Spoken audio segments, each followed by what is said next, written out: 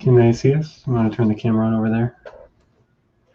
Hello, everybody. So thank you for joining us this evening. And if you are joining us on Zoom, then it's really good to see you. We got you over here on a laptop, and we'll be doing another practice session. So if you're joining us on the YouTube live stream, if you would like to get in a little practice with somebody of your own skill level, you can actually go to the description in the description area, and we have the Zoom link in there if you want to hop over to Zoom and be put with a practice partner. And so tonight we're going to be doing 4 skill levels. The first one is if you're brand new to the language. Second, if you're a beginner. Third, if you're intermediate. And then fourth, if you're advanced. And so we'll be creating breakout rooms with about maybe 3 or 4 people per breakout room according to skill level. So if you're on Zoom, go ahead and add to your name new, beginner, intermediate, or advanced. And then that way it helps us create the breakout rooms much quicker and can kind of keep things moving along at a better pace. For everybody that is joining us on the live stream over on YouTube, nice to see you. We have Briquette, we have Abby, we have Rayanne, we have Macau, or Mako, Cindy, Karina, Toph. Nice to see everybody joining us this evening. And if you're going to be just hanging out with us on the live stream, don't worry, we're going to be doing a Q&A while everybody is out doing their practice session for about 30 minutes or so. So we'll be available to answer any questions that you have this evening. And also, maybe we missed your question from last week. We had a lot of people join us, and it was really great getting to meet and talk to everybody last week. We're going to do our best to try to get to everybody tonight. So if we happen to miss your question, feel free to go ahead and ask it again, and we'll do our best to try to get to everybody. Also, let me know how the quality of the live stream is. It's been a little hit and miss sometimes, so let me know if the quality of the image is good, if the sound is good, if you can hear us and everything. And yeah, it looks like everyone's doing well, and lots of highs and everything. And hello, Andrea. For my Zoom people. So he's looking over there because you guys are on my laptop, but he's looking at his computer at everybody who's on the live stream. So we're both here. He's just a little over there, but yeah, so it's okay. So I can't hear anyone. How do I turn on my audio? Oh, I'm not tech savvy. How do you turn on audio? Just to double check, if you can hear me on Zoom, thumbs up.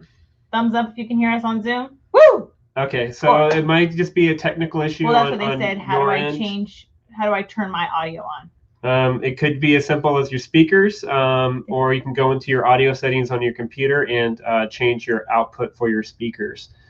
So for everybody, okay, somebody got it. Good. Okay. Yay! Awesome. And she's going to be busy going through totally the Zoom okay comments. If you can't change your name in the Zoom, just put it in the chat what you want: new, beginner, intermediate, advanced, or interpreting. Totally up to you guys. If you cannot change your name, so I'm missing people. Oh, you're getting people. Yeah, I'm admitting people as they come in. Here. Chris, did you want me to show some of my hand exercises at the end of our Q&A session today? Yeah, that'd be great. Okay, just a few minutes of it. Okay, sounds good. Did you see I'm wearing my cat ears for our animal theme? Hey, nice. All right. I do have a quick question over here. Yeah. Rianne was asking, what if we do not have Zoom? So if you don't have Zoom, then no worries. We're going to be live streaming for the next hour or so. So while everybody else is on Zoom doing their breakout rooms, doing the practice, we'll be hanging out, and we'll actually be talking about the differences between knowing sign and actually interpreting, and kind of going over the nuances of that for a little bit. We'll be available to do any question and answers. And afterwards, we'll be talking more about like ASL Animals, and also we'll be doing a giveaway for one of the. We'll be doing a great giveaway for a spot on the 7-day challenge that's going to be launching in November. So if you're on the live stream right now, then all you have to do is comment at some point during the live stream, and you'll be automatically entered. We'll be picking somebody at random at the end of the live stream tonight. And if you're on Zoom, feel free to hop on over to the live stream and comment, and so you can be entered to win. And let's see here, what else? So Johnny's going to be a little busy doing the breakout rooms for a few minutes. So I'll go ahead. It's me who's doing it. My God, I know. I never do the breakout rooms. So I'm like, oh, okay, I got this. I think I'm doing pretty good. I'm like pretty proud of myself. I'm like, okay, cool. Okay, hold on. I'm getting people. Okay, breakout room number 4. Here we go. Intermediates. Where's my intermediates? What is the Zoom invite link? So if you're on the live stream, we have the link to the Zoom meeting in the description area down below. So just click the, sometimes if you're on mobile, there's a little arrow and it'll drop down. And it's the very first link on the top. It says Zoom link, and then just click it and we'll admit you, and we can see if we can find you a practice group to join. I am... Katori, hi. Eli, hi. There they are. And see here. How do you enter the drawing? So all you have to do is leave a comment on the live stream, and by the end of the live stream this evening, we'll go ahead and pick somebody at random, and we'll go into a little bit more detail about what the 7-day challenge actually is. It's going to be launching November 7th, and it's going to be 7 days of kind of like an ASL boot camp, where we'll be doing classes and practice sessions every day. For 7 days, and we did a couple of these over the summer, and people really enjoyed them, found them really helpful and valuable, and so we're really looking forward to doing another one in November. Haley is here. I think she's on Zoom and the live stream. Thanks for joining us. Do you mind signing at the same time? We have somebody here who needs it. Awesome. And normally we have we'll interpret for each other. So since she's busy, I'll go ahead and sign and voice at the same time. I'm sorry. Normally I'm the interpreter. Yeah. But and hello to our daughter. And how are we doing with the room setup? That's better. Breakout soon? Yeah, give me a minute. Okay. This is complicated. Yeah, if you're not the one who normally does it, you're like, ah. Yeah, for the past 6 months, I've been creating the breakout rooms. Who does it? Me, I'm over here like, ah. No, I think I'm good. I'm almost there. I'm almost done. Yeah. Sometimes it takes a while. It looks like we have around 44 people joining us on Zoom. Almost finished. Almost finished. Question: I have some people who didn't change their name. Do you mind? Oh no, I'm bad at names. I'm so sorry. I apologize in advance if I say your name wrong. Oh my God. Where? Right there. I'm not good. I'm telling you guys. I'm not good. I'm not good at names. I'm so sorry. What was it? Okay, so. Oh no, you're fine. Do you have your preference?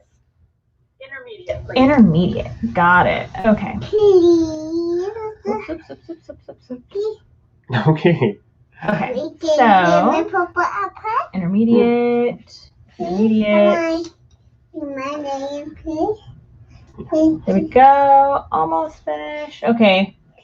And then I have another person, Mamadou. See, I'm telling you guys, I swear. I apologize. It's terrible. Another question on the live stream. Rianne is asking, sorry, this is every week at 5? Yeah, so we've been doing this every week. We've been doing this every week for the past 6 months, starting April 1st. And so just recently, we've been doing the YouTube live stream, so more we'll have the opportunity to join the Zoom. That was weird. That scared me. I have my last 4 people that are going into a room together. I did it. Okay. And thanks for joining us. This is your first time coming. Appreciate you coming. Okay. And yeah, we'll have some fun tonight. If you are not in the appropriate room because it's me doing it, I think it's okay. I think I have everybody in the appropriate room. If I don't and you're like, whoa, this is way over my head, it's too advanced, or if you're like, hey, this is too easy, this is not me, just let us know, send us a chat, or just jump back to the main room, let us know, and then we'll fix it. Okay, I'm going to open up the rooms. Ready? Here we go. Woo! They have been opened. Okay, so while they're going into their breakout rooms, you want to just let everybody know that's on the live stream. Oh, that was stressful. Doing this breakout rooms, like I said, he always does the breakout rooms. Like, I never do it. Like, okay. So, anyways, now,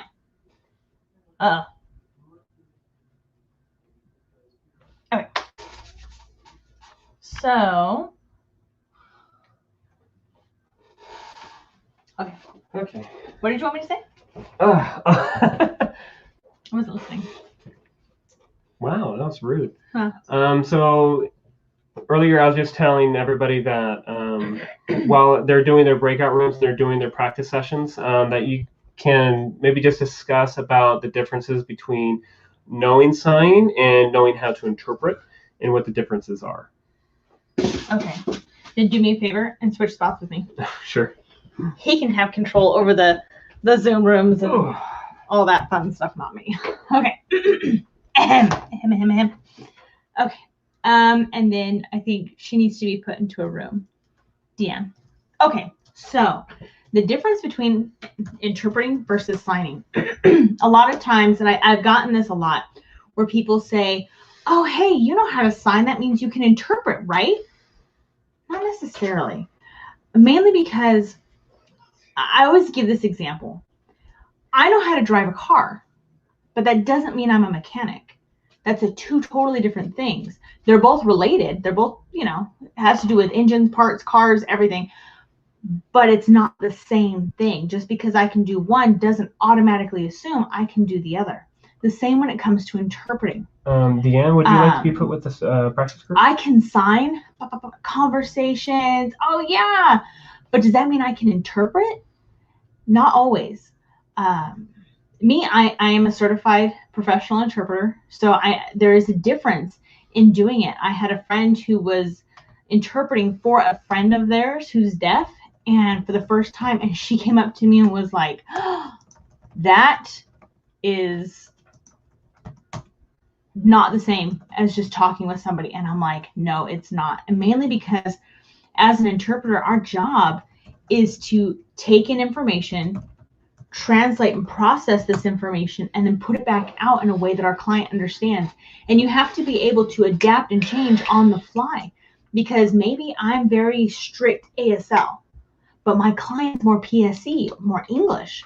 Me as an interpreter, I have to modify and adapt to that quickly. I have to produce and provide this information quickly and clearly. And there's a lot of things that can happen. There's a lot of terminology. There's ethical situations. There's how you're supposed to, just act in general as an interpreter, that if you just are an everyday signer, maybe that's not something you're familiar with. An example that I give to people is, as a medical interpreter, which is what I am, I'm a medical interpreter. One of the biggest challenges is explaining maybe terminology that I'm not familiar with.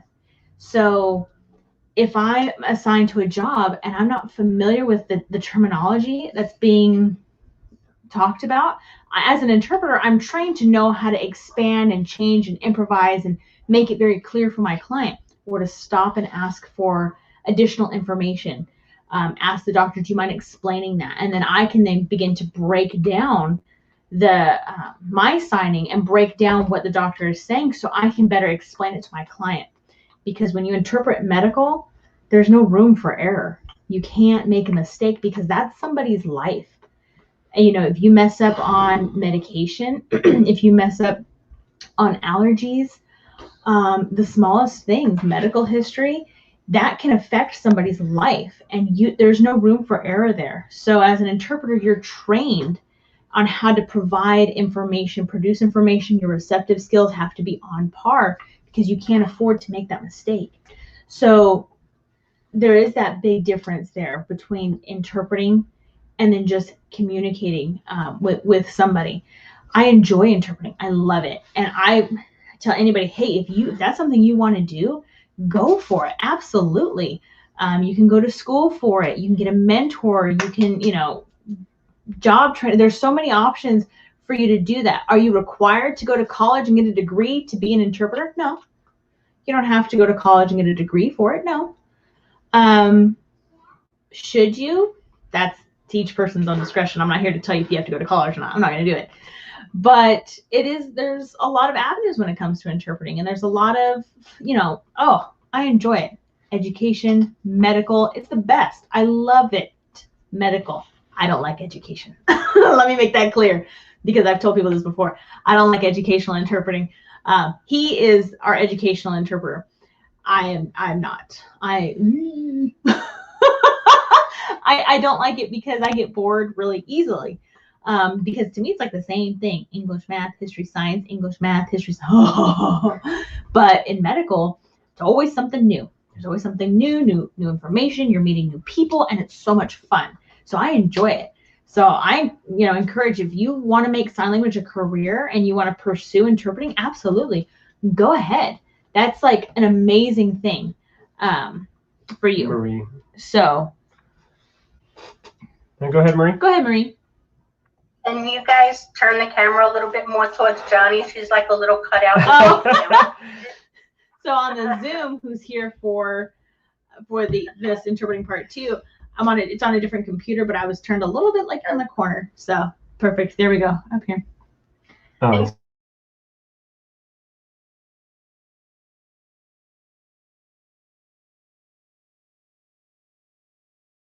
Or why? More people. There you go. There we go. Oh, thank God. I'm like, it froze. Or why? Oh.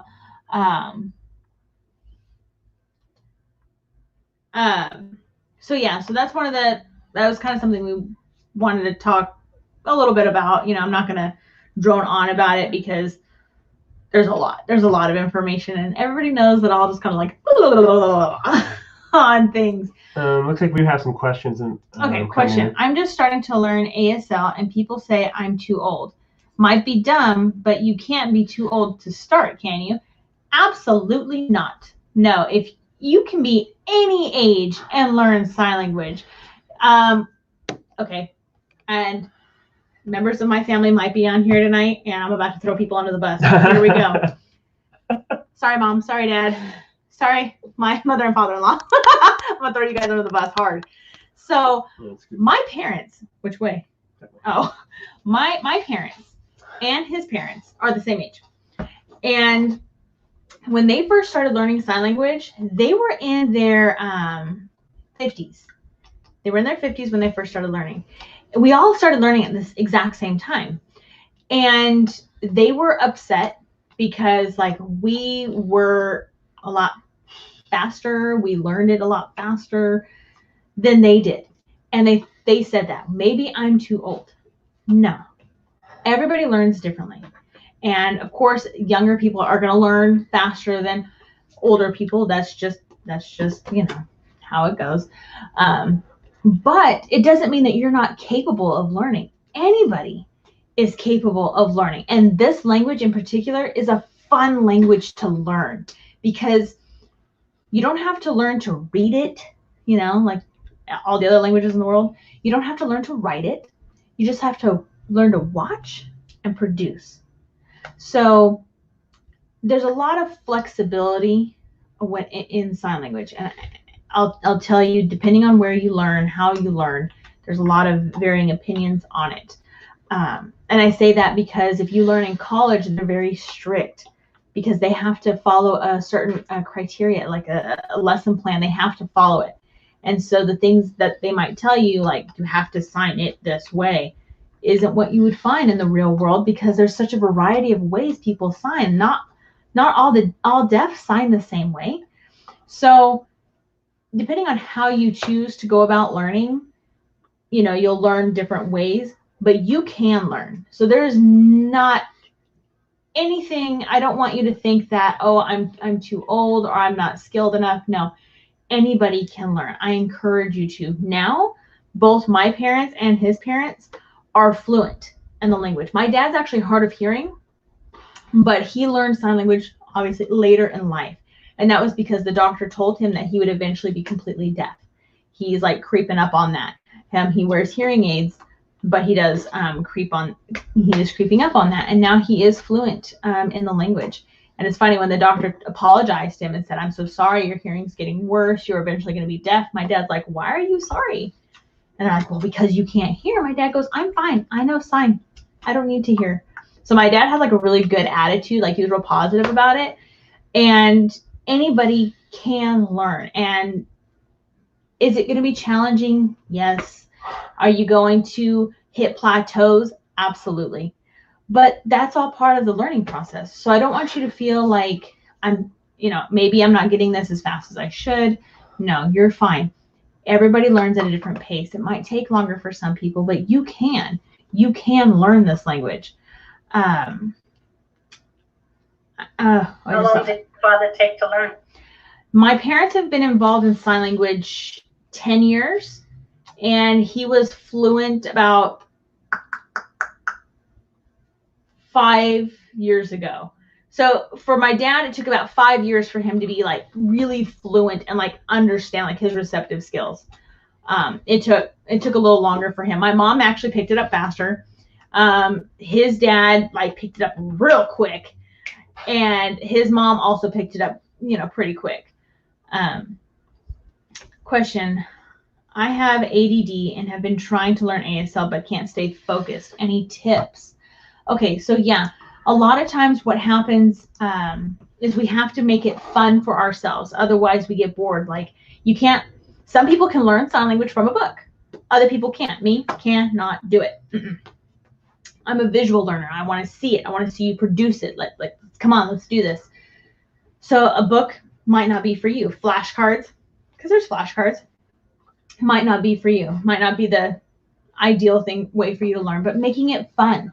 So watching different videos. There's a lot of really good videos out there. There's ASL that. There's Sign Duo. There's The Daily Moth. There's Sign with Heart. I'm trying to remember them all because they're all like amazing. Person in the room. They're really good, and I encourage you to watch them. They're on YouTube. And like what I like about Sign Duo, if I'm remembering the names right, because I'll start confusing people because that's how my brain goes. Sign Duo. He's deaf, she's hearing, right? Yes. Yes. Okay. I knew it. But they're fun to watch because he signs, but she voices and signs at the same time. And sometimes she'll interpret for him too. It just kind of depends. So they're fun to watch, and you're like, oh, okay, cool. And there's a TV show called Switched at Birth. Amazing. Love that show. Oh, and it's fun because they use sign. The girl in there is deaf. They have a lot of deaf actors and actresses in that TV show where they sign. Oh, it's good. And they have closed captions for those who don't know sign language because it's, so go ahead and watch that, but you're going to want to make it fun, and you don't want to get stuck on the same thing. Otherwise you won't be able to pay attention to it because, it is hard. So if you switch it up, keep it new, keep it changing, go. That's going to kind of help you pay more attention to it. And don't worry about sitting there for 20 minutes, 30 minutes, and be like, okay, I have to spend this much time. Maybe as much as you're able to do that your attention span will allow. Maybe it's just 5 minutes. That's it. Okay, that's fine. 5 minutes. You can learn a lot in 5 minutes. If you do 5 minutes every day, you're going to see yourself progress. Also, practicing with somebody. So Wednesday nights, we have our group practice, which is what our Zoom group, which is on a different computer over here, which is what we have every Wednesday night at 5 o'clock. And practice what you learn. This is a very safe group, very safe environment. And I say safe because a lot of times what happens when we're learning, there are times when people will judge, criticize, that's not how you sign that, or really you've been learning that long and you only sign like that. There's people out there that do that kind of thing.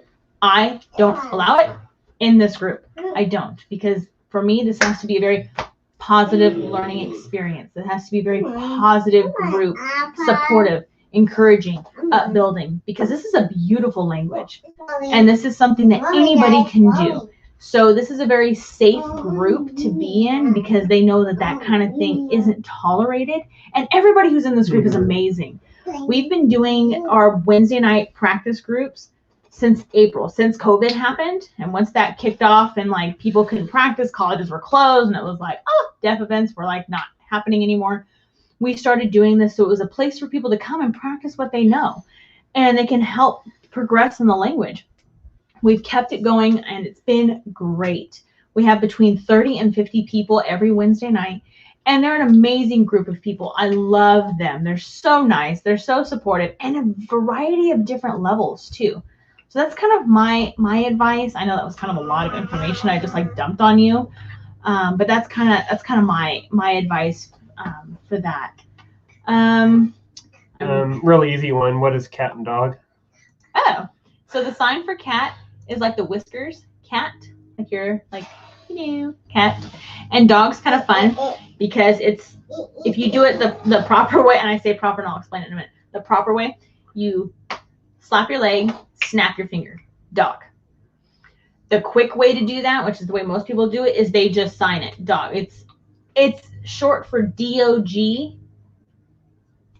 DOG, it's a real quick way of doing it, but you're pretty much just snapping. Most of the time when somebody's signing dog, they do this, dog.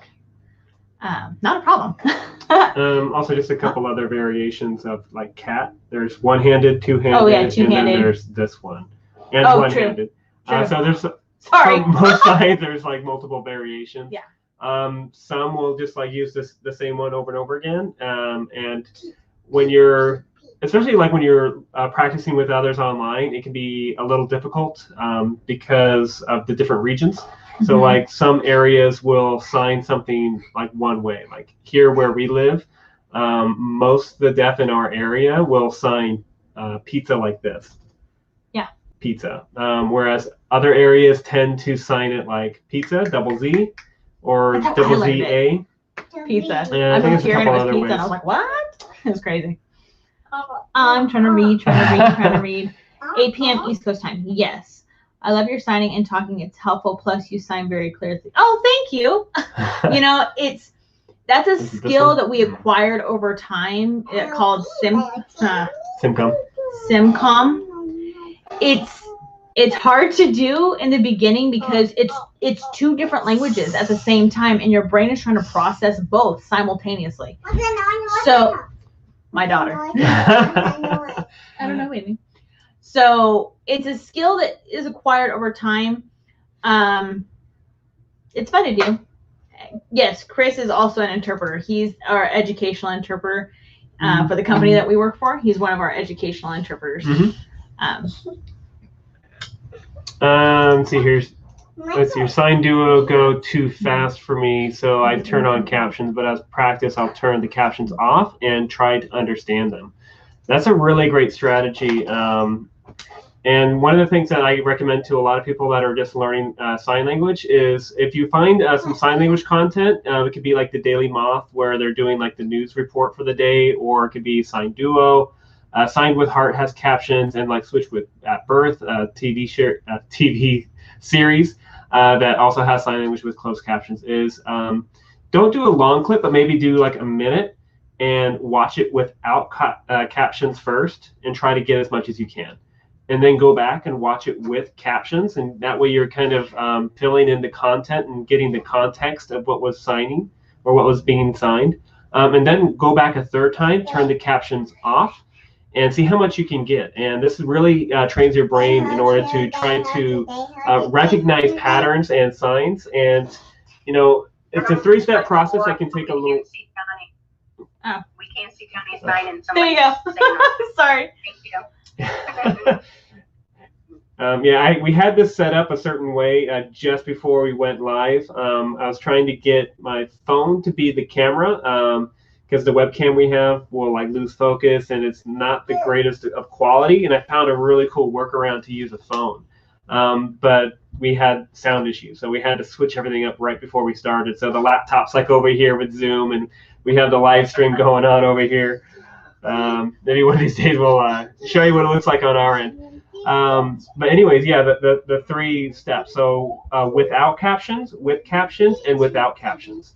And it's going to really help you train your brain to recognize the patterns and the signs, because you don't want to get in the habit of always using the captions, because then you're not forcing yourself to learn. But then we also need a little context sometimes. We need a little help to understand the conversation. So going through those 3 steps, and again, with a short clip, so we don't oversaturate ourselves with information, can really help us build up that progress. Let's see here. We have, can you please remind me what the sign for sign meaning is? Sign, oh, like mean? Like what does it mean? Like that sign, what does it mean? So it's or like that person was mean? Semantics. I don't think it was probably mean. I think it was mean. Like, oh, you're mean versus what does that mean? Jane Jago says both of you are great and complement each other very well. Everything is clearly understood. Thanks. Oh, cool. Thank you. Appreciate it. Okay. Oh, I see. Sometimes the live chat covers her hands and the part of your face. Oh. Because when I put the captions up, gotta lift those arms up a little bit. Oh, sorry, guys. I know. Yeah. Thank you for letting us know. Yeah, it's funny though. Like the one video that's like the real popular is like the 100 signs you need to know, and there's like 1,000 comments on that video, but like a lot of them like, hey, the closed captions are covering your hands. Oh. I'm sure you heard that. You want to take care of her? Sure. Have to go potty. There. Let's go, baby. My daughter, everyone. Okay, let's see. I'm trying to like keep up with comments simultaneously. Bebop. Okay, so I have comments over here too. Yeah, so again, when it comes to learning sign language, there's so many avenues that you guys can do it, and I don't want anybody to ever feel overwhelmed, and because there's a lot of resources out there, and I know many times what happens is there's so many resources, nobody knows where to start. Do I start with this? Do I start with this? Do I start with this? How do I start? And so it can feel like overwhelming because you don't know where to go. I always tell people, shop around, look around, YouTube, like find different content on Chris's website, aslbasics.com. He has a list of resources, and just like find something that matches you, because sometimes the things that we find aren't like, you're like, wow, it's too fast. I don't understand them. I don't like the way they sign. I mean, there's 1,000 reasons out there. Find something that works with you, and you're like, okay, I like this. I can get on board with this. This really helps me. I understand them. Something like that. That's really going to help not being overwhelmed with too many resources when it comes to learning sign language, because there's a lot out there. And we get that question a lot. People, one of their biggest, not complaints, but just like frustrations is they're like, where do I start? And I don't blame people for feeling this way, because it's a lot. You know, it can be a lot, because there's a lot of great resources out there. We're about to pull everybody back from their Zoom groups. We're going to pull everybody and get everybody back in here together. What we're going to talk about next, so the next thing is going to be a Q&A for those of you who are on the live stream. So with our Zoom group, we do an open Q&A where it's a good opportunity for anybody to ask any questions that they want. Yes, Bill Vickers is very helpful. I love his stuff. Yeah, and he's got great lessons, like lesson 1, lesson 2, lesson 3. Lessons for learning. It's true. So yeah, absolutely. I'm going to watch this. I'm going to bring everybody back. Oh, I'm using the wrong mouse. Stupid thing. Okay, here we go. I'm bringing everybody back. So this is going to be a good opportunity for question answers. You guys have the ability to do it too on the chats.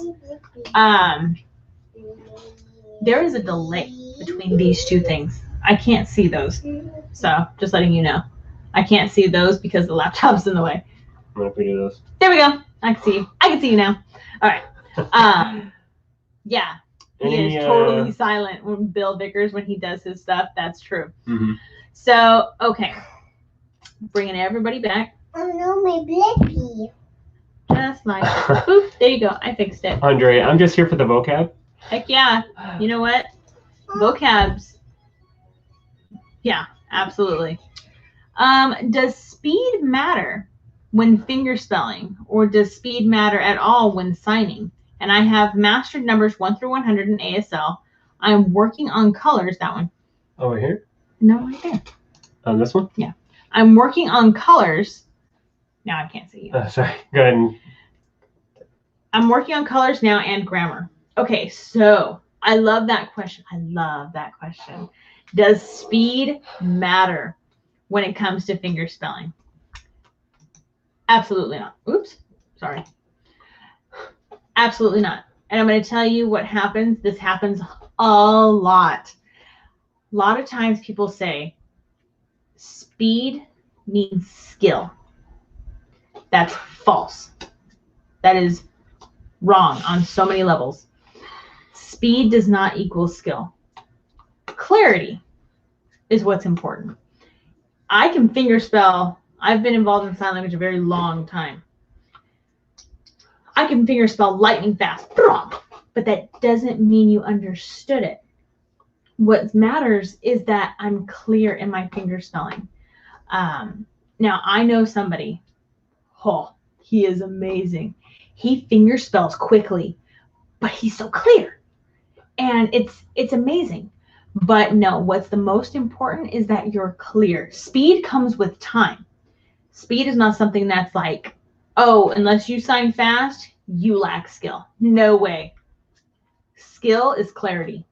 That's what skill is. If I don't, you can be the best signer in the world, but if you sign so fast that I don't understand you, your skill is moot because nobody understands you. So clarity, that means skill. That's what's the most important, is that you're clear. Excuse me. That was rude. Don't mind the cat. But Yeah. your clarity, that means skill. That more than speed ever will. So don't ever feel like you have to be fast in order to be skilled. That's not true. So don't ever worry about that. I think it's about communication. So if it's not getting across to the other person, it's a loss to me. Absolutely. If it's not clear, if your communication goes boop and then yeah, it doesn't mean anything. So yeah, definitely making sure you're clear. I feel like when I'm talking with my deaf friends, I tend to ask them to slow down a lot so I can think about it. Because sometimes I have to think of the meaning. That's common. That happens a lot. I mean, I'll still do that when I'm interpreting. I'm at work and my client's like, brrrah. I'm like, wait. I'm like, hold on. I'm like, do you mind slow down just a little bit? Because I want to make sure I understand everything clearly. That's my job. And so, yeah, no, trust me, that's okay. If you have to ask somebody, hey, do you mind slowing down? Because you never want to give, I always call it something. Now I can't remember what I call it. But it's that nod. That, oh, yeah, oh, Yeah, like the fake nod. Yeah, the fake nod. Oh, understand. yeah. And you're not getting it. They know you don't get it. Especially when you're doing the smile like, oh, yeah. And actually their dog died. And you're supposed to be sad. So the emotion's wrong on your face. Yeah. So it's totally okay to ask and to be like, hey, do you mind slowing down a little bit? I just want to be sure I'm clear and I understand everything. That's totally fine. I just signed my newest word cat. I know. Sorry. As my cat's like, dee-loo, he has like no shame at all. So, okay. There's a person in that room. Very cool. So, how did you guys do with your group practice? Was it good? Did you guys like your group practice tonight? Everybody was good? It was like totally my fault if you were in the wrong group. I'm sorry. I just want to be sure you were like all matched appropriately in your group. So awesome. Noob. Okay. Hey, that is rude. He's all noob. Okay. Oh. Hello. I'm learning ASL to major someday. And I'm having a hard time remembering the sign words having a hard time to remember to sign words and when to do expressions. I tried flashcards, but it's not enough. Got any tips? Thanks for reading my message. No problem. Oops. See, I'm not the tech person, guys. So yeah, remembering words and to do expressions. So many times what happens is we're so focused on this, we forget about this. This will come in time, but one of the things I like emphasize and like stress with people is the quicker you can learn this, you don't have to worry about it later. But imagine this, you know what you're trying to say. If you're trying to say something and it's really important, you're going to, your mind and your face, they like think, they connect really well. So don't worry so much about this, because naturally if you're upset, your face is going to show, especially if you're like me, Lord, your face will be like, rah, if you're upset. So don't overthink like, okay, I've got my signs, my face. It's okay. Don't worry about it. It's going to come in time. It's going to come with time. One of the best things that you can do is to practice in the mirror. So like you come up with some sentences or something that you're working on, practice signing it in the mirror. Watch yourself sign it. And you're going to catch your own little mistakes, or you're like, wow, I really need to fix my face there. Because a lot of times we get stuck in here and we're overthinking this. It's too much. We just need to like take a deep breath, sign, you know what you want to say, and it's going to come out. So just take a deep breath, let it out, sign, have confidence in yourself, sign what you need to say, and allow your face to match the emotion that's you're conveying with your message. Flashcards, pros and cons to flashcards. There's good and bad. It totally depends on you as a learner. Some people are like, yeah, flashcards, and other people are like, goodbye. That's me. I'm the goodbye. Goodbye. No, thank you. When it comes to the flashcards. So if flashcards don't work for you, I would try to find another avenue to better help you. But yeah, expressions. And a lot of people think, well, expressions are not important. Then all that matters is what I'm signing. What? Oh, go ahead. Oh, I'm like, he looked at me and I'm like, oh. Actually, while there's a break in the conversation, can you hand me my water? Thank you. I'm going to tell you why. Can you fix that? I'm going to tell you why there's a person there. Expressions are important. We as hearing people, we don't have to worry so much about our expressions as a hearing person. Why? Because if we're trying to make a point, it happens right here. Our voice will make the point.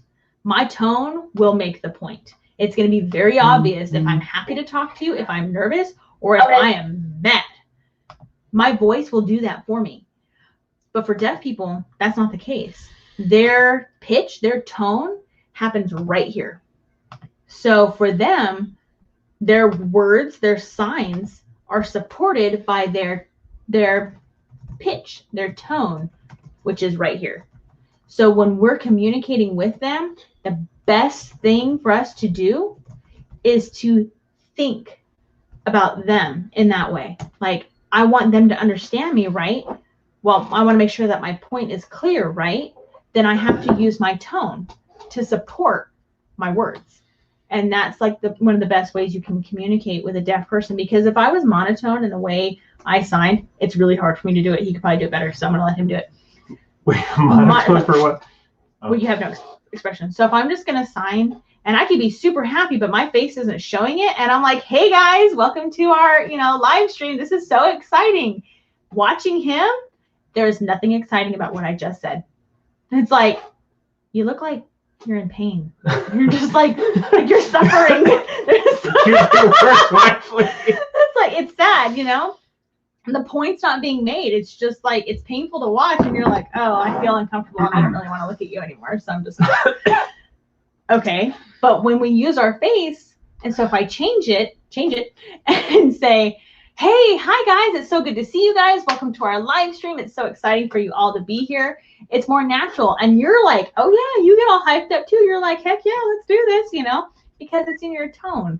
So for a deaf person, if they're watching it, that tone here, you're like, hey, they're like, hey, yeah, because they understand what's happening. Where if you're flat and you're not doing anything, they have no idea what's going on. And they're like, is this a good thing, a bad thing? I don't understand. It's just one of those things. It does come in time, and I don't want it to be like, I'm like, oh my God, this is stressful. Now I have to like really focus on my face. No, just remember, take a deep breath, have confidence in what you're going to say. Know what you're going to, you know what you're going to say. You know what you want to say. You want what you want to talk about. Have confidence in that. And just remember to use your tone, use your face, and be like, I'm happy, I'm sad. It'll be okay. I know you'll do fine. I promise you'll do fine. I have another question, maybe off topic. I may be performing poetry in front of deaf and hard of hearing audience. Any tips for interpreting poetry? Oh, okay. So, person. Okay. And you're like a hawk. I see so everything. Poetry. So I had my boss one time call me at like 6 o'clock at night, and she said, Johnny, do you mind helping me? And it was, I had to interpret this poem. And I was like, all stressed out. I'm like, oh my God. I'm like, got your back. I got this. And I sat there for like 20 minutes and I'm reading it. I don't do poetry. Yeah. So I'm like reading it and I'm like, okay. I had to put it away. And I thought to myself, I interpret music. I love interpreting music. And I said, okay, what is the poem trying to say? What is the author, what is the writer trying to say? What is the message that they're conveying to me right now? Okay, how am I supposed to feel? And you have to really think about it and kind of analyze the text. A lot of times, I can't think of a good example because I'm not a poet, but you don't want to translate it literally, like what word for word, because then it's not going to make sense, especially if it's like the dog licked the ice cream and it's supposed to mean something. I told you I'm not a poet, but it means something else than what it's saying. People are laughing at me. I can see them over there because it was like a bad example. I'm sorry, guys. So think about what does the poem actually mean? And if it helps you, Google it. Google the meaning of that poem. Be like, okay, this is the title of the poem. What does it mean? And really analyze it and be like, okay, now you're going to interpret the meaning, the message, the emotion, the feeling behind it. And it's going to take practice. You're not going to like figure it out like right away. You're going to have to work at it a little bit and take your time. Don't wait. Don't do it, man. My cat, he's like, don't wait until like the last minute to practice doing this. You're going to want to take some time. So if you know like, oh, it's going to be in a month, start today. Print it out, do your research, and try to like really figure out what the meaning is. I'm all about being prepared, especially when I'm interpreting, because my deaf audience has the right to experience it the same way any hearing person does. And that requires me to do my homework. And that requires me to do all my research and to practice and do the best that I know I can to give them the same experience that everybody else has. So really take your time to do that, because that's really important, and analyze it the best that you can. If you have other friends who interpret or know sign, get their perspective. If you have a deaf friend, get there and say, hey, you might help me out here, and get some other eyes on this poem. And that's really going to help you too, because sometimes we get stuck like this is what it means to me, but maybe it doesn't mean that. I don't know. I think poetry is supposed to be per he who reads it. I don't know. But beauty in the eye of the beholder. There you go. But that's kind of like how I would recommend doing poetry. I find the ASL grammar very challenging. Would that be covered in the boot camp? Yeah, we'll be touching on that. Grammar, sure. Grammar is fun. And for anybody who's taken our previous boot camps and challenges and stuff, grammar is always a topic that is discussed. It's a hot topic because grammar. Nobody likes grammar, but it is something that is going to be discussed. Are you having any more ASL boot camps this year? I enjoy your website. Thank you. Yes, actually, we're doing one. It starts November 2nd, right? Mm-hmm. Yeah, the 2nd.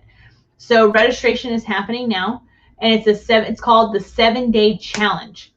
And so it'll be Monday through Friday, break on the weekend, then the following Monday and Tuesday. And it'll be a lot like this, where it'll be on Zoom.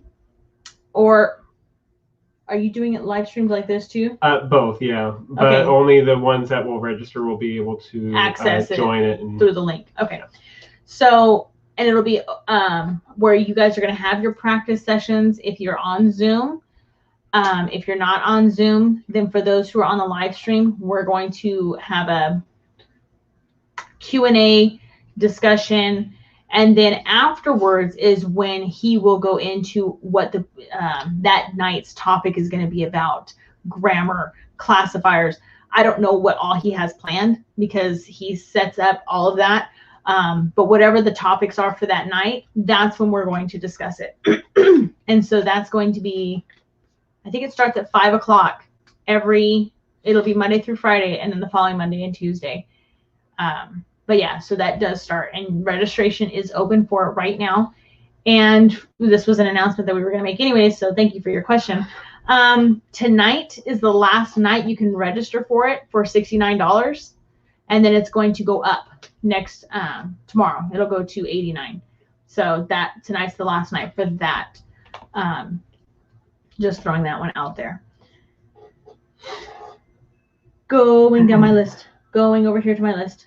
Oh, thank you. Uh-oh. Picture. Don't forget the pictures for tonight. Lord, I tell Every week. Every week. Because I ramble. Okay, guys.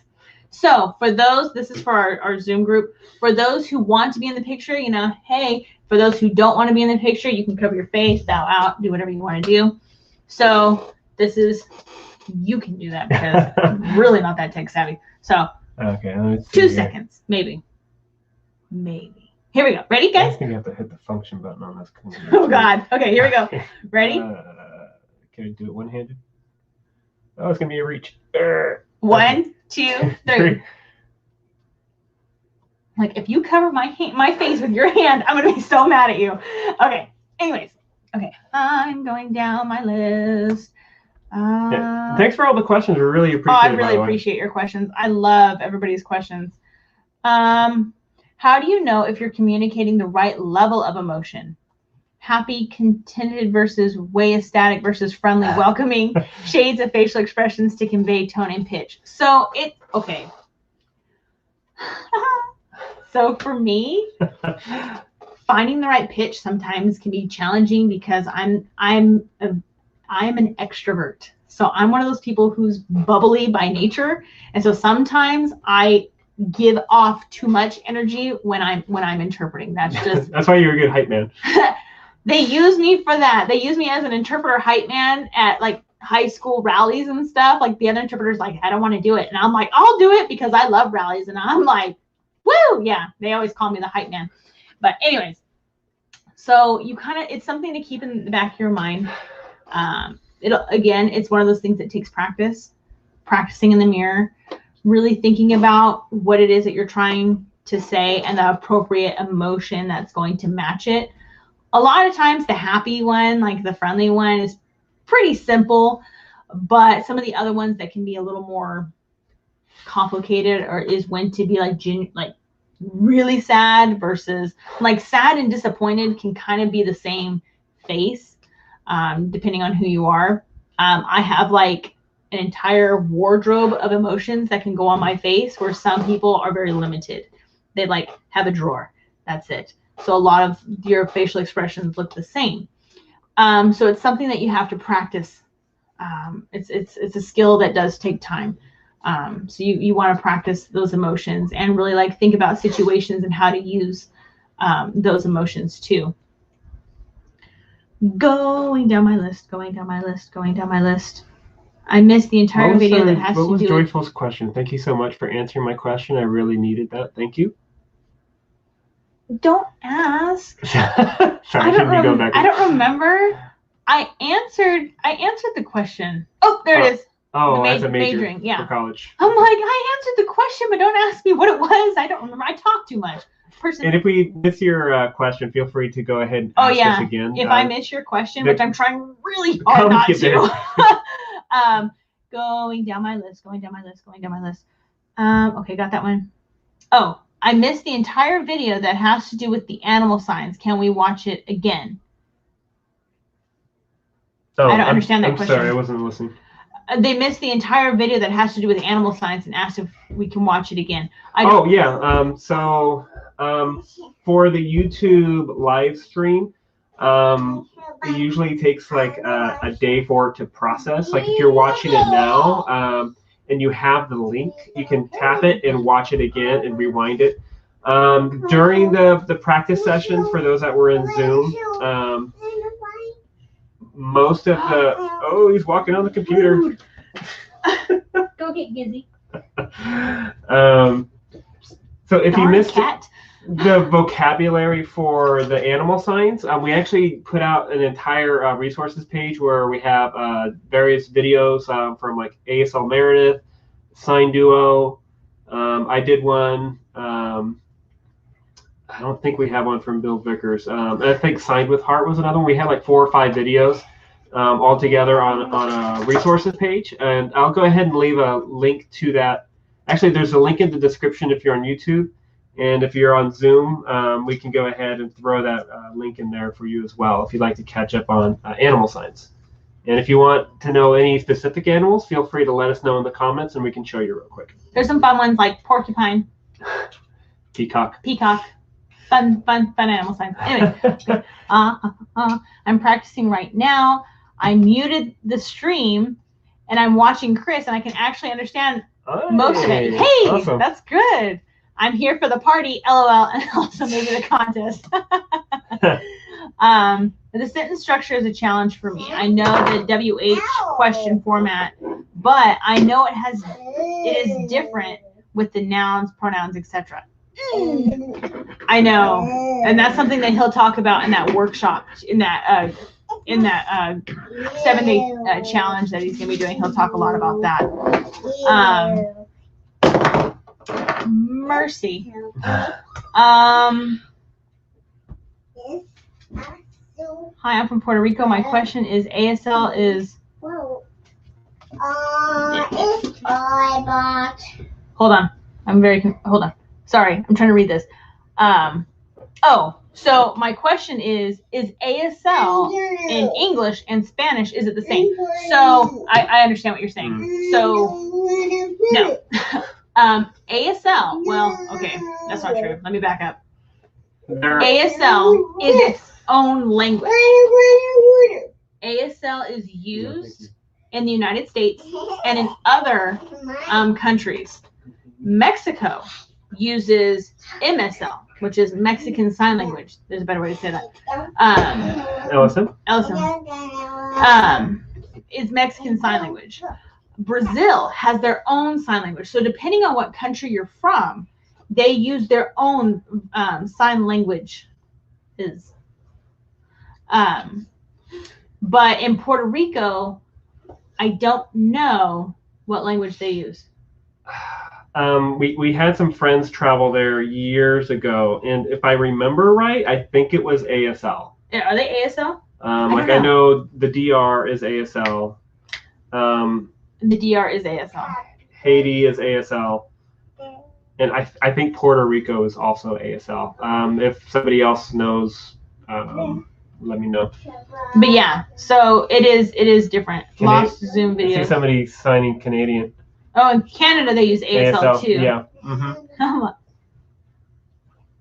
I think it's part of French too. Sign language, I'm like, man, I can't believe I actually caught her signing that over there. I'm like, gotcha. Little tiny box. Thanks, Anna. Okay. And also, Canada also has Inuit. It's a really small community, and I think it's on the Eastern Province, but it's a really small community. And there's an interesting YouTube video where they talk about like the different sign languages that used in Canada, and I think it's 5.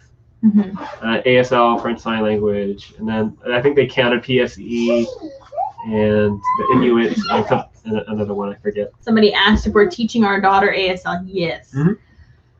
He started like the day, and I'm not lying, the day she was born, he started signing to her. She wouldn't even open her eyes, but he would do the alphabet like in her face. But yes, so she does know a lot of sign, probably close to 600 signs now. She's 2. She will sign it if I ask her to, but because she's 2, she's ornery and will like rebel and go, no, but she knows it. I'm like, I know she knows it. But yeah, we are teaching her sign language. So also, for those of you who don't know, today, it was yesterday and today, happy Prime Day for Amazon. Woohoo, Prime Day. But did you drop that link in the description for all of the... For YouTube, yes. Okay, so on YouTube, Zoom, he dropped the link for all of the fun ASL resources that are on YouTube that are discounted right now. Because, you know, hooray. Yeah, I actually got some really good deals on stuff that like I really enjoy, like those flashcards that we got from Jeff Poorly. Those are on sale right now for I think $17 right now, which is almost like half off. They're like usually like $30 or something. So really quick, because I know it's getting late for some people, because I know it's 6 o'clock here, but on the East Coast it's like 9. It's 9 o'clock somewhere. And it's it's pretty crazy. So I did want to go ahead and pick. Well, I don't pick. It's a randomly generated. The person who won for tonight on the my words, you guys, it's getting late. For the giveaway tonight. Okay, so hold on. Let me make sure that it does it. And okay, so the person who won tonight for the giveaway is Julia Flint. Julia Flint. I hope you're still here. Please let me know in the chat if you're still here. You have about 5 minutes to let me know. If you're not, we'll have to like have it randomly generate somebody new. Okay, so yay! And next week, so I'm going to tell you guys this too. Every week, because this is going to be, we're going to be doing the live stream in the Zoom. Every week, we're going to be doing the same giveaway. So up until November 2nd, we're going to have somebody who's going to be winning a slot in the 7-day crash course. That's not what it's called. 7-day challenge. You see, we've had so many that all the names like blend together. So there's a person over here. Oh, there we go. Hey, it's our winner. Her ears are burning. So does anybody have any more questions or anything before we... Julia, you won the 7-day challenge, by the way. If you can hear me. Yeah, she knows because she said, yay! Okay. And I saw her comment. I saw your comment. Yay! So does anybody have any questions? Anybody on Zoom have any questions or anything that you wanted to like ask us before we end tonight? I know. How do you sign never? Never. So yeah, I know we're both doing it. We're like, never. That's how you would sign never. Yeah. And I know tonight was the animal themes. Were there any? How do you sign frog or snake? Frog. It's like the 2 and it flicks out. Frog, there's a little and snake. And snake is like the fangs and the sound snake. Any other questions? Anybody from how do you sign lizard? Lizard. It's with an L. Yeah. There's 2 different ways to do it. So he signs a lizard. I sign lizard. And I forget. Lizard. So like lizard is just kind of skittering wherever you want him to skitter. I either see it on the arm or away from the mouth. And there's a new sign for it that doesn't have the L, but I just can't remember. I don't remember that one either. Any remember here? Any of you remember like the new sign for lizard? Anyone? I can't remember. I'm planning to minor in ASL in college because I want to get my interpreter certificate / license. So what's the process for that? Like, oh my. Okay. So fun. quick. Somebody said giraffe. Giraffe. Giraffe. For the neck. I'm going to ask you really quick. Which Ooh, flamingo. Oh, yeah. So, In my chat person, with your question, which state are you from? Because let me tell you, I have ones from different states and the requirements are different. So like Texas, if you're from Texas, I have somebody who you can ask that. and she's with us tonight. And she's with us tonight. She's waiting.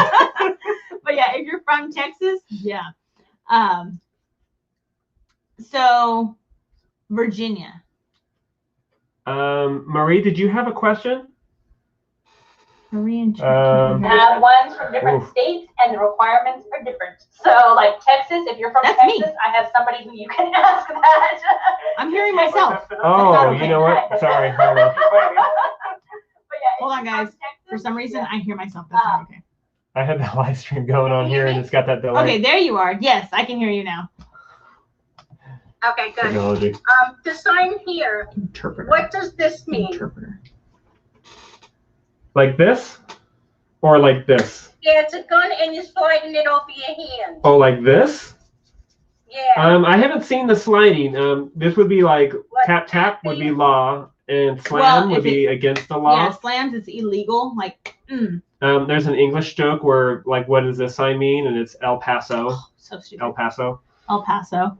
English puns. Okay. The other one was, what's the difference between funny and word, because they're similar. Funny and work. Word. Oh, word. And funny has a few signs. Funny, funny, like me, haha. haha. Or this roll one. on the ground. Oh, I know. Yeah, like roll on the ground laughing is kind of one of my favorites. Okay, real quick. I want to go back I thought I saw something about a bird or something. the question that was asked by Anne. Interpreting question, Anna? Go ahead. You can go ahead and unmute yourself. Chris, do you want No, I didn't mean to. Oh, okay. Oh, I forgot. Barbara, yeah, you said you were going to show us some stretches really quick that can help with like dexterity and loosen like tension in your arms and fingers. Can you hear me? Yes, I can. Oh, good. Is now a good time? Yeah, let's go ahead and do it. So we'll go ahead and copy the stretches that you're doing for everybody that's with us on YouTube. So we can all. I'll just do a short one tonight. But I've gleaned these from my training in martial arts and also myofascial classes and connective tissue classes. And as you know, for the signers, it's very important because we can get carpal tunnel and things like that. So this is just a quick routine I do, like if my hands hurt or I wake up at night and my hands hurt. So the first thing is to roll the shoulders back and have good posture because your hands are connected to your shoulders. Oh, yeah. The first thing is just open your hands, stretch them, close, open, close, open, close a couple times. Sometimes if I have a lot of time, I'll do it 10 times. If not, I'll just do it like 3 times. And now do the same thing, but with clawed hands. Open, close, open, close, open, close. Now make a tight fist and rotate your wrists one way. You know. Oh man, I'm like popping. Yeah, and then the other way. Then the other way. Oh, that's weird. I don't know if I can roll it the other way. And now put your hands straight out and pretend you're playing the piano, but really pound it like 1, 2, 3, 4, 5. 1, 2, 3, 4, 5. 1, 2. Do that. Coronavirus. Now the same thing with clawed fingers. 1, 2, 3, 4, 5. 1, 2. That's hard. I'm like. Do that a couple times, and then what Chris was showing us last time, just very gently, push your fingers back and then the other way, but you don't want to overdo so you don't hurt your tendons. And then other hand. Bunny. Don't forget bunny. And then shake your hands out. Shake them out. I love seeing this on Zoom, by the way. Yeah, and that's just a very simple, quick routine that you can do that'll kind of help. Nice. Yeah, that's great. Yeah. And I believe you mentioned too that you'd like to show us a few more stretches next week. Finger yoga. Yeah, this was just my quickie go-to routine. Yeah. That's great. That's great. Yeah. It's hard. So I feel so bad for my friend who got her interpreter degree at age 43, and then she worked for about 6 years, and it ruined her shoulders and hands. It's true. It can be hard on your body if you don't take care of yourself as an interpreter. It's one of those things that, yeah, it's true. And also, if you're ever like at a meeting or like I'm sitting here watching Zoom, I can just be doing all my hand exercises and you guys don't look like it. That's great. Yeah, thank you. I'm doing the church. Oh. How do you say nonverbal? Like I work with a lot of developmentally disabled clients, so they can hear okay, but they cannot form their mouth to make a word. You know, if somebody were to ask me, like right now, my first thought was speak none, like or voice none. That's like would be my quick reaction. There's probably various ways to sign it. Is the word mute not used? Is that an outdated bad word these days or not? It depends on the context. Like if you're muting a microphone or you're muting yourself on Zoom, I've seen this done a lot where you're clicking your voice off. Whereas if you're mute, I've seen this, and I've also seen it fingerspelled. Mute. Yeah. So it depends on where you are at and kind of in what context you're speaking about. Like if they're physically have the impairment of mutism versus I'm muting myself on a microphone. Yes. And real quick, I know I've been like, yeah. So let's see. You're going to college because you're minoring in ASL because you want to get your degree in interpreting, correct? So if you're already in college, what they have is called, please don't. What they have is called an ITP or an interpreter training program. That's a 2-year program that you can be a part of, and they train you how to be an interpreter. Not everybody does those. A lot of times, okay, I'm gonna throw myself under the bus. I didn't go to an ITP. I had a mentor. I was hired, please don't. I was hired at the college, and I worked with a mentor. I had very little experience interpreting, but because I was never alone and I was paired with a certified interpreter, I was allowed to work there. And so I was trained on the job while I was working towards my certification. So it's not a requirement where you have to have a degree or you have to be in an ITP. No. Sometimes if you work with a mentor, if you have a situation like a work situation that allows you to do that, the whole world is like crashing behind me. I don't understand. Handle that, please, before I sure. So you don't have to do an ITP if you don't want to. So it's totally up to you. It's totally up to you on what you want to do. But an ITP is an option for you if that's something you want to do. You're not required, at least not in the state of California, you're not required to have a degree in order to get your EIPA certification. There are other states where that is not the case. Texas is one of them. Texas is a whole other beast all by itself when it comes to what they require as far as to be an interpreter. But in California, it's not required unless you want your national certification. That's different. So your national certification does require you to have a bachelor's degree. It doesn't have to be majored in ASL, believe it or not. That's my own pet peeve. We won't go there. It can be majored in anything. You can be majored in theater if you want, and you can have your national interpreter certification. Or there's a workaround. There's a loophole where if you have enough work experience, and some college, they have like a whole spreadsheet that like can calculate it out for you that equates to a bachelor's degree. So there's an option there for you if you want to go down that route. But it is looking for is equivalent. Thank you. Equivalent. See? This is why I love having Stephanie in our group. She always like helps me. She's my support.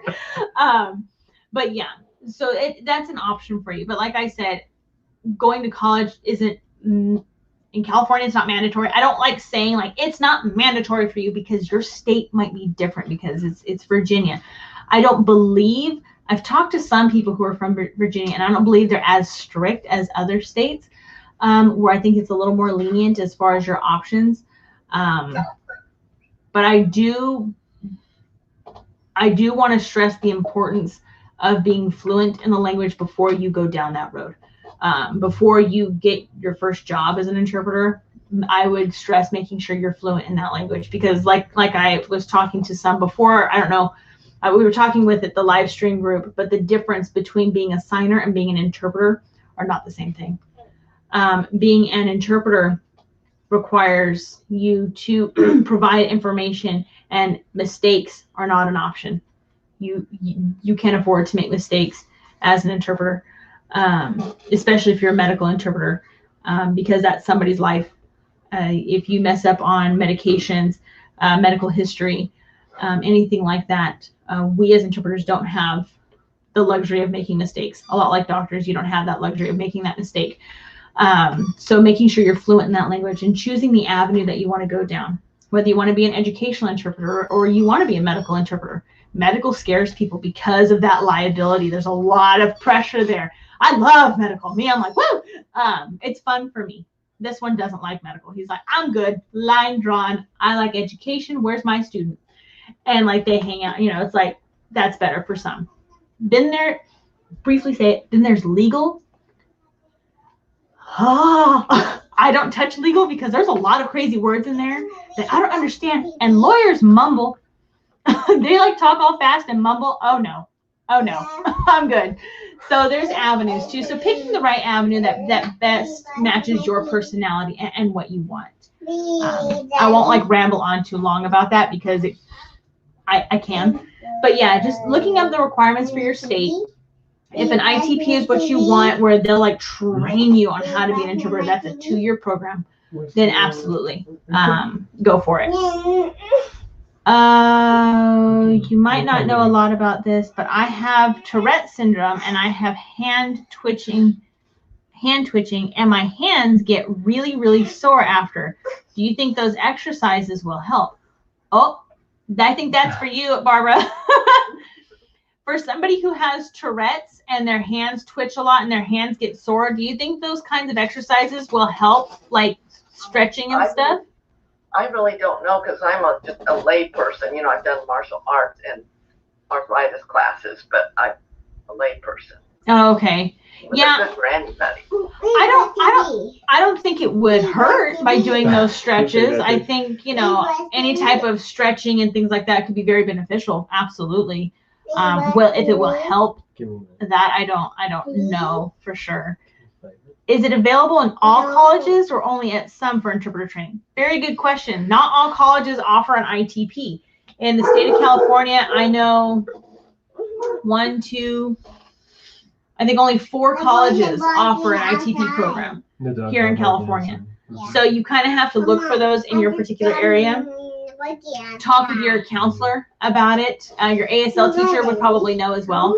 Your ASL teacher would know if there's an ITP program in your area. Not a problem. Yeah. I think I saw some quick. Did we get all the animal signs? Flamingo. I know. I'm trying to like. Wait, is interpreter 2 F's upside down? So you've probably seen this sign. Oh, the sign. But that's just because it's on a 2D image, and this is a lot more recognizable than but interpreter, this or you'll this. see it like this, interpreter, or you'll see it done once, interpreter, boom. It kind of depends, but it bounces beep beep beep beep beep beep because that's what we do. We sign. But in a picture, you'll see it like this, interpreter. Yeah, and there's kind of a cool way, but yeah, visual to that too, because this is a sign for like language, and you're basically taking one language and then turning it into another. You're interpreting that language. Good. This sign would be more of the action of what you're doing. So I'm interpreting versus I'm an interpreter. I would think. Interpreter. What do you think, Trent? Would that be about right? and like I'm interpreting versus I'm an interpreter. I think that would be like right. I think he muted it. Do we have a theme for next week? Yeah, I think I was gonna do colors. Yes. I am open to suggestions. I'm going to be putting together resources tomorrow, so if anybody would like to suggest a theme for next week, feel free to let us know. What was the sign for flamingo? Pink bird leg up. It is the longest sign for that bird, but that's the only one we've been able to find. So if anybody knows anything different, let me know. But yeah, pink bird leg up. I've only seen it with the last part. I haven't seen the leg up. Yeah. It would be. It's so much easier. Leg up for like the pink bird. Okay. So. Okay. I think we're good. Yeah, I think so. Dolphin. Dolphin's done with a D. Woo! Dolphin. Yeah. A lot like I've whale. seen on both sides of the arm. Oh yeah, dolphin. Dolphin. And yeah, whale. Okay, Whale. Octopus. Okay, I get confused with octopus and jellyfish because octopus. Jellyfish. So jellyfish is one-handed. Jellyfish versus octopus. Somebody help me out. Is that right? I'm watching Stephanie. Watching Stephanie. So it is octopus, right? I think so. Yeah, if anybody's like, hey, that's not right, let me know. Yeah, octopus, jellyfish. I know, I love the sign for whale too. Whale. I love that sign. Just for the lulz. Can you sign that again, please? What is the sign for mermaid? I don't know. Trent. Look at Trent. Oh, mermaid. Yeah. Did none of the mermaids find that offensive? That is very close to seal. Mermaid. Okay, I'm like, I have no idea what the sign for mermaid is. Thank you. Okay, it's cool. Funny, like seal is one of those words that if you look up on Google, there's like 6 different ways. I don't like seal. It hurts my hands. But there's like seal, there's seal, and there's like a million other ways. Okay. Oh yeah, foods. That's a good theme. Everybody loves food, especially me. Yeah, food's a good theme. What do you guys think of that theme for food for next week? Do you guys like that one? Oh yeah. Thumbs up for the food theme. Cool. So food is the theme. Don't forget, he can't hear me. What is the best way to learn verbs and syntax? What is the best way to learn verbs and syntax? I'm not a teacher. What's the best way to learn verbs and syntax? Oh man, so I don't want to play with that question. There's the college answer, and then there's like the real world answer. And so my suggestion is for both of those. We have a college teacher here, so watch what you say. Your college teacher's here tonight, so. Okay. So one of the things that I suggest is like if you look at polyglots, Steve Kaufman, Lydia Machova, and like Juliana Russell, like there's a lot of polyglots that just learn lots and lots of languages, and the way that they acquire vocabulary and learn the syntax of the language is input. Basically, you're immersing yourself as much as possible into the target language that you were learning. Can you take it real quick? Yep. Come here, please. While your dad is trying to explain this. Okay, this will be the last one for tonight. So anyways, there's like 3 main components to language learning. The first one is input. Second one is output, basically using what you know and what you've been learning, and then feedback. But the most important one is really input, because our brains are literally wired to recognize patterns, and the more input we give our brains, the more it can make sense of what it is that it's learning. So initially, the more input, the better. So if you can find ways to immerse yourself into the language that you're learning, you're going to really have a lot of data to really kind of process and learn that. And studies have shown too, like babies as young as like 12 months old show signs of knowing the syntax of the language that they're exposed to, and that's just it's just the way the brain processes things. And so the more input we can give them, and there's a really cool study called the Hart-Risley study that I reference to every now and then, and they did a study of language exposure to language acquisition, and it was a 10-year study, and they did it with, I think, 30 families, and it was like 10,000 pages of transcripts. It was a really in-depth study, but basically what they found is that the kids that were exposed to more language on a daily basis had larger vocabularies, and in some instances, by the time they were 5 or 6 years old, the difference between the words that they were exposed to, some were exposed to 15 million words in that period, and on the higher end was 45 million words. And so that study has sometimes been called the 30 million word gap. And by the time those kids were 3 years old, the differences between their vocabularies, like on the low end was about 500, and on the high end, I think it was 1,200. It was more than double. So the more you can expose yourself to the language, the more you'll be able to pick up on the vocabulary, the semantics, the syntax, the grammar, and all of those fun language things. Okay, so we're doing food for next week, right? Food for next week. And we're also going to be doing another giveaway for the 7-day challenge. So be sure to join us again next week, and we'll be doing another practice session on Zoom, and we'll be doing another Q&A here, and we'll be giving away another spot for the 7-day challenge, which kicks off November 2nd. Did you forget something? Pen and paper? I need to write down her name before I forget. So Julia Flint? Yes. And I think she left us for the night. Oh, and then also I think... Julie, did you leave me? I was going to ask you something. Oh, for like her email address? No, not her. Yeah. I think I have her on Instagram. Do you? Okay. I might. Julie, did you leave me? If by any chance, Julie, if you're watching this on the replay, let us know what your email is so we can go ahead and send you all the information. Hopefully you'll be here next week if you don't. But yeah, I'm like, I should have done it and I didn't. But yes, I know. I'm so sorry. You're like, are you all leaving? Yes. So, okay. So, next week, food, giveaway, practice, fun stuff. Oh, awesome. Thank you, Madison, for that. Yeah, if you could do that, that'd be great.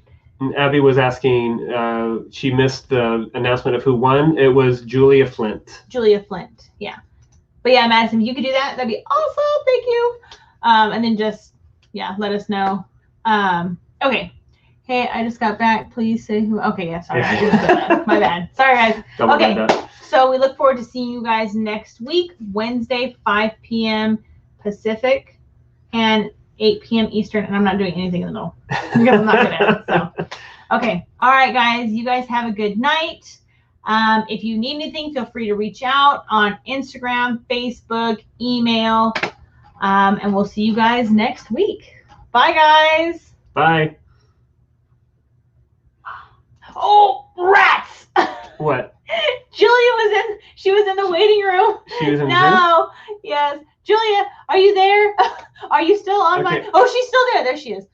I see her comment. Okay. Julia. I'm so sorry.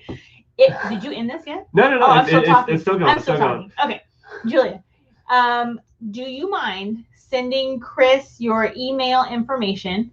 You can email him at chris@aslbasics.com. It's sad that I don't know his email address, but yeah, Chris at aslbasics.com. If you can email him your information, your email address and stuff, so we can have it, and then he'll send you all of the information and we can get you registered and set up. Okay. Yep, and the replay should be available by tomorrow, and yeah, we'll be doing all this again next week, and be sure to join us. We'll have some more fun. Awesome. Stay safe, and we'll see you guys next keep on week. learning. Bye, guys. Bye.